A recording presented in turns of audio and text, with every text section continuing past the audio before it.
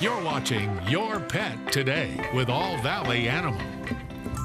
And good morning and welcome to Your Pet Today. With us is Dr. Sarah Hadley from All Valley Animal Care Center. We're going to catch up with her in just a second. We're going to be talking about flying with your pet. But first, we have a report. Summer travel's in full swing and a lot of folks want to take their dogs with them, but there are a few things to do before flying with your pet. The first, get a health certificate before you head out. And that is just showing that the dog is all up to date on vaccines, there's no health concerns, they don't have to worry about it carrying any viruses or anything across any state borders.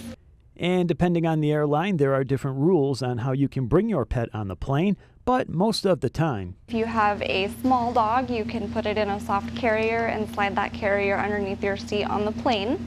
And then for the larger dogs, you have to have them in a hard carrier with enough room that they can stand, turn around, and lay down comfortably.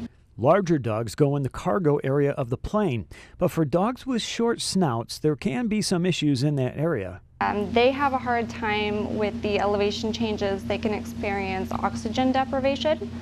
So for those dogs, Hamill suggests not putting them in the cargo area, and she doesn't suggest medicating dogs prior to flying because it can throw off their equilibrium.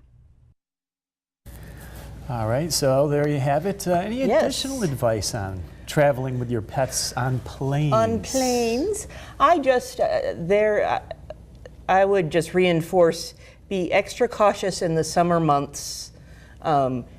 You know, if you've got to fly with them in the summer, especially if they're not going to be in the cargo or in the passenger cabin with you, make sure that you've got a nonstop flight or as few stops as possible, and that they're not going to be, you know, you don't want them sitting out on the tarmac in the heat of the day. Yeah, obviously, you don't want to get them lost risky. either, like the occasional baggage. Yes, yes. Occasional luggage. So yes, also good in that identification. piece, there was some discussion of having this certificate filled out. Yes, a health certificate. Are there different forms that will qualify your pet to fly, or? Excuse us. This is Squish, by the way. This is Squish. Squish the kitty. Squish is Wiggly. They're basically two different forms.